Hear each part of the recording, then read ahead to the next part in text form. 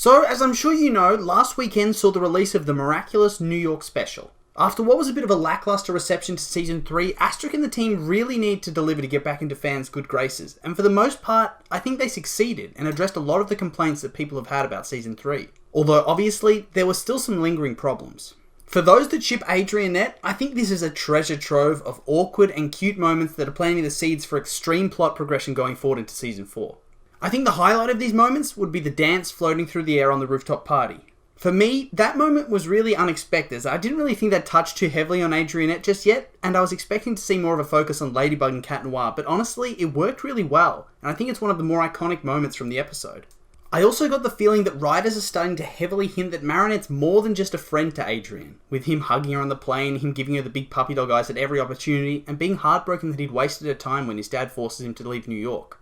The only real problem I had with that particular plot point was that it didn't really gel all that well with the ending of Season 3, where it seems like they're moving in different directions.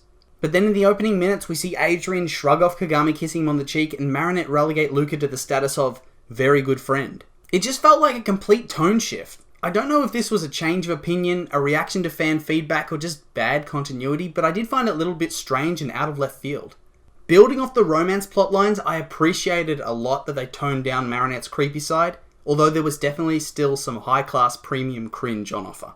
And I also like that they toned down Cat Noir's creepiness and his won't-take-no for an answer attitude. Considering how they were portrayed in Season 3, this was quite refreshing. On top of this, for once they actually had defined character arcs within this romantic subplot bubble, with Cat Noir moving more towards a friendship with Ladybug and giving her the yellow rose, whilst Marinette had to decide whether she wanted to be friends or more than friends with Adrien. And that leads me into the next element of the special that I found works really well: character development and character progression. There was heaps of it. I think the most glaring example of this was in the case of Cat Noir. In my view, he grew as a character past the comic relief sidekick. There were actually stakes and consequences to his unending desire to please Ladybug. He even renounces his Kwame until Uncanny told him that Ladybug can't do it without him. It showed a more vulnerable side and reminds us that beneath the superhero persona is a teenager who's struggling a lot with personal issues.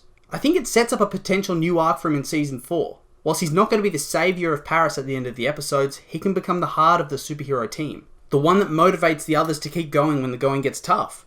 I can understand if people want more than that, but for me, I think there would be substantial growth for his character. As for Marinette, there was some growth, but she more or less stayed stagnant. The only real growth she had throughout the episode was realising how much she depends on Cat Noir after he quits. Now, I've seen a lot of people mad that she acted all angry at Cat Noir for his mistake, but I think it made a lot of sense. If he'd been honest and told her he couldn't be in Paris, she wouldn't have been mad.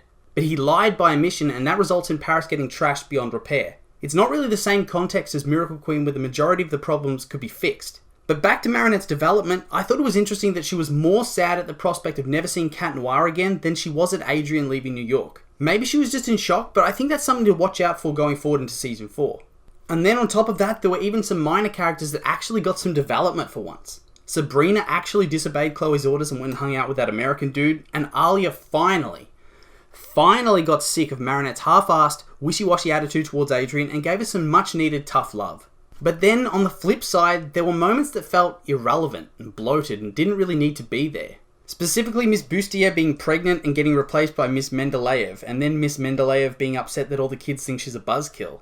There wasn't any payoff to this. I don't care about these characters. It felt like the time could have been used to focus on other new characters, or existing ones that need more time. The American characters were actually pretty awesome and got a really good amount of development. Sparrow in particular was probably a standout, and I liked how her story was pretty much a Batman and Robin coming of age story, where she ages up out of being the sidekick and becomes a hero in her own right. Uncanny was pretty cool as well, and I liked that she explained why nobody could figure out Ladybug and Cat Noir's identities that easily. Although, if there's magic that throws people off, how did Alia figure out Nino's identity so easily? Oh well, maybe that'll be explained one day, but I doubt it. Also, Uncanny's pretty hardcore. Like, she died, she was resurrected, and she just brushes it off, doesn't care. As for the actual adult superheroes, they were okay, I guess, but they were nothing really special. They were just DC knockoffs, and they didn't really grow past being Batman and Superman, but women. They were the angry, secretive stealth hero, and the superpowered alien who's scared of her own power. In the end, I didn't really mind that because they were mainly just there to be a foil for the younger heroes, but it would have been nice to see them grow a little bit. It was also nice to see that the newer heroes weren't just made completely irrelevant so Ladybug could save the day. That was a big complaint from Season 3. All 4 of the youngsters had to work together to take out the villain, and it made the new heroes feel really important. In terms of the villains, I wasn't really all that impressed with the Akumatized Villain for the most part. He was pretty generic and he only seemed really interesting once he was given the Eagle Miraculous. Hawkmoth though had a really good showing. He's going full on crazy supervillain now and I love it. And it was nice that he actually got a temporary win, even if it was only for a little while. As for the story itself, whilst overall it was good for character moments and development, it definitely felt like it was more of a setup for future things. Besides Ladybug realizing how much she needs Cat Noir, there wasn't really all that much development besides the new American Miraculous team. I mean, Paris got destroyed and the heroes weren't there to help, but it's all good because they were saving New York. I mean, couldn't people have been killed? It's like they wanted a little bit of a darker tone with Paris getting mauled and then Majestia smashing up skyscrapers, but they didn't want the consequences for it. I think it would have been more interesting if people in Paris stayed upset that they were abandoned. It would give the hero something to carry forward into Season 4 and have real consequences, and it would make it feel like Hawkmoth is doing something, anything, to get a little bit of a win over the heroes. It was also a little bit disappointing to not see much of Chloe at all this episode. She was the final villain of Season 3, and yet she was largely excluded from the plot of the special. It just felt a bit like wasted potential. So all in all, I think the writers did a great job with the special, but there's definitely areas they could improve. For the most part, the romance plotline was handled really well, even if it didn't gel all too much with Season 3's ending. The new characters were all really cool, the storyline made sense and had some dark twists, and yet some characters were ignored altogether, and the darker tone of the episode was completely waved away so there could be a happy ending. So for me, I'd say the episode was almost perfect, but still some room to improve. But that's just my opinion, and I'd like to hear yours. How would you rate this episode? What did you like? What did you hate? Anything you want to see in the Shanghai special that was missed out in New York? Let me know.